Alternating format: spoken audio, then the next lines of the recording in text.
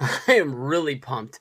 Like I said in the video that I made about Sting versus Triple H and their face-to-face meeting tonight, basically this was my main event of Fastlane. I mean, like, Roman Reigns versus Daniel Bryan, hopefully it'll be a really good match. John Cena versus Rusev is something that I don't really see a clean finish coming in this match.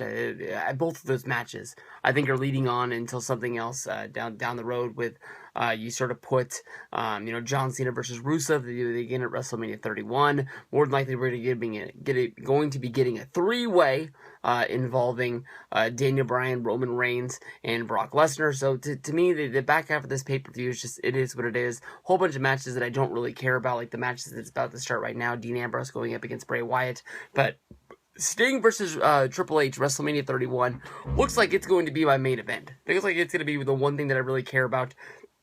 I was thinking that we would have to wait until tomorrow on Monday Night Raw for a Sting versus Triple H. Maybe not like a face-off, but maybe Triple H coming out and running down Sting and basically getting his chance to accept the challenge from Sting for WrestleMania 31, or maybe even flipping the switch and basically looking like Triple H is the bigger, stronger guy, basically turning it around like he's challenging Sting. Basically, he's not going to be backed into a corner. He's not going to be fearing this guy that hasn't, been on WWE's radar in 14 years since basically WCW's closure, which was honestly right around this time, 14 years ago, back in 2001, is when TBS pulled the plug on, and TNT as well, on WCW television on their network, and that was basically what killed WCW, because the people that were looking to buy it, whether that was the Ted Turner group, I apologize, Ted Turner owned it, dumbass, but Eric Bischoff's group,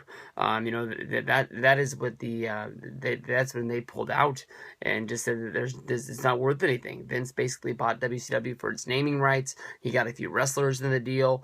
He got the tape library, which is he's made 10 times the money's worth. You can see all of the WCW pay-per-views. You can see the first few years of Nitro on the WWE Network.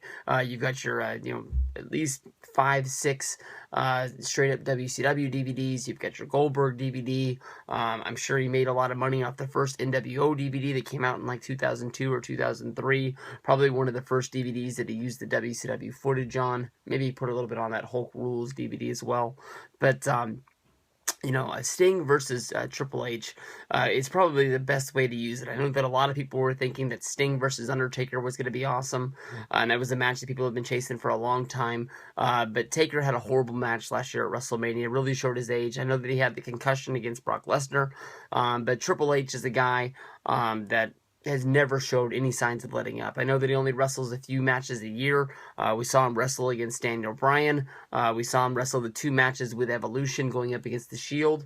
That was basically what he did last year. Triple H, always been one of my favorite guys. I'll always be in his corner and always be supporting him. I'm hoping, sort of, that I don't think, well, I know that I went on the record saying this a few years ago, that I don't think Triple H would win another wrestling match at another part of his career. I thought that he was basically moving into the point of Vince McMahon, where, Vince wrestled in a lot of matches. People wanted to see Vince get his ass kicked, and that's basically what Triple H was going to become.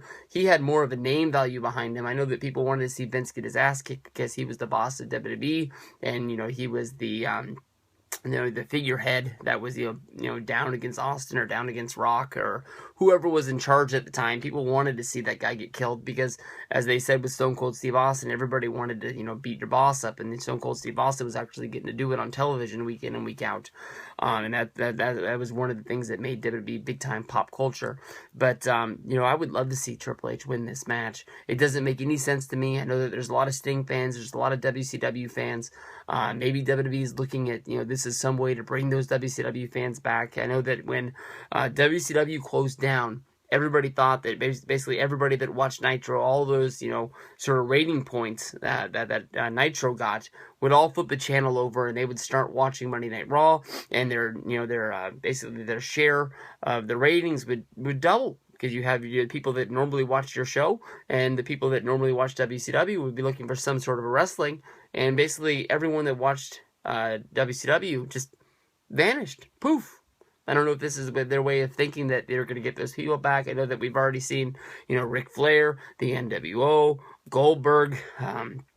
You know, lots of guys come in, and you know, I think Goldberg was the real reason that they brought him in, was trying to get this WCW pack. But you know, like they've been saying, you know, Sting was the franchise. Sting was the guy that stayed no matter what was going down. You know, Ric Flair left for that little bit, basically that 1 year run when he left WCW, and he headed over, and he did, you know, he won the Royal Rumble. He main evented, well, co-main evented a WrestleMania against Randy Savage. Of course, in the main event was Hulk Hogan against Sid Vicious, and then they started to go with their different direction with basically the youth movement.